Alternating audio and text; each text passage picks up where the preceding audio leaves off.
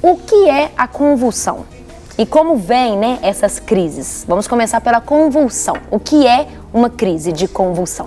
Bem, eu costumo explicar para os meus pacientes que o nosso cérebro é a nossa central elétrica. Sim. E através de impulsos elétricos, ele coordena todas as nossas funções, de fala, de memória, as funções motoras, né, da gente andar e se comunicar.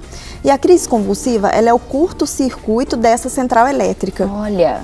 Então, ela pode acontecer em diversas situações. Ela não necessariamente só acontece dentro da epilepsia. Ela pode sim ser um sintoma de outras situações. Por exemplo, um paciente que é portador de diabetes, em que o açúcar no sangue, a glicose cai rapidamente, ele pode ter uma crise convulsiva. Esse paciente não necessariamente é portador de epilepsia. Olha. A epilepsia, ela acontece naqueles pacientes em que o cérebro do paciente é capaz de gerar crises de uma forma repetida, sem que haja um insulto, sem que nada esteja em desacordo dentro do funcionamento do organismo dele. Entendi. Para você que está aí sentadinha no seu sofá, você deve mandar a sua pergunta para a doutora Ana Paula aqui, que é neurologista, e hoje ela está ensinando para a gente mais sobre a convulsão, a crise, né, de epilepsia. Você pode ficar à vontade mandando a sua pergunta para o nosso WhatsApp, que é o 98-402-9756, ok? Agora, doutor, eu já ouvi falar que a crise de convulsão, né, de epilepsia, ela é mais comum nos extremos da vida. Na infância, até os 2, 3 anos de idade, e depois na velhice. Isso é mesmo verdade? E o porquê disso? Sim, é verdade. As crises epiléticas, elas tendem a acontecer mais na infância e mais nos idosos. Por que isso? Na infância, o nosso cérebro está em processo de amadurecimento. Ah, sim, né? olha. Então, a nossa circuitaria cerebral, ela é um pouco mais frágil. E existem, inclusive, alguns tipos de epilepsia que acontecem durante a infância, depois melhoram e desaparecem na vida adulta.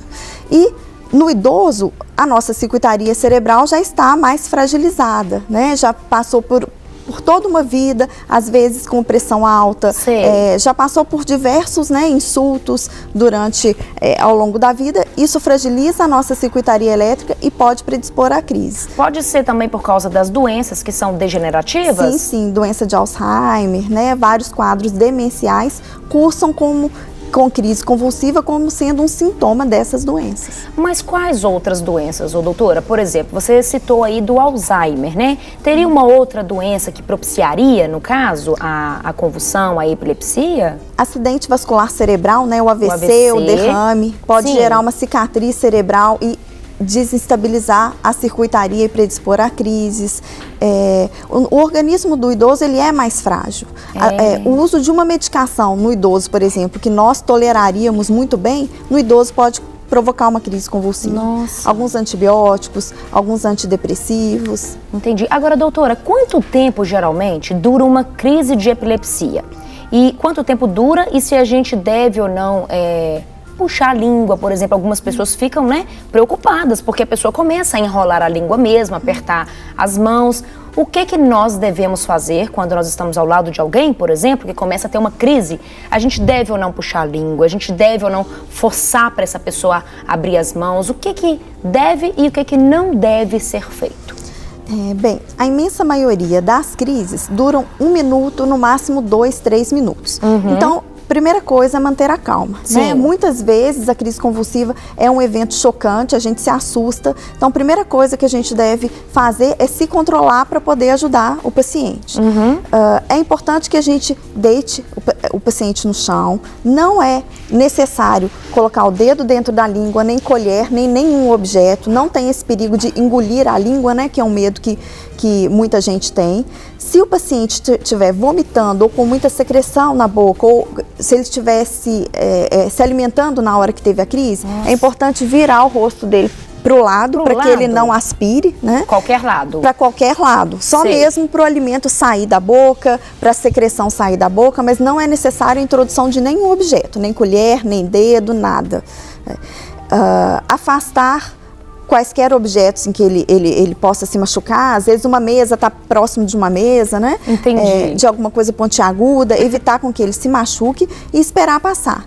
Não é necessário segurar o paciente, né, tentar conter os movimentos dele, não, deixa que ele manifeste os movimentos da crise convulsiva e é só aguardar que a crise vai passar. Entendi. Agora aqui, doutora Ana Paula, a gente vai honrar os nossos telespectadores que já estão mandando as perguntas aqui, tá chovendo já de perguntas.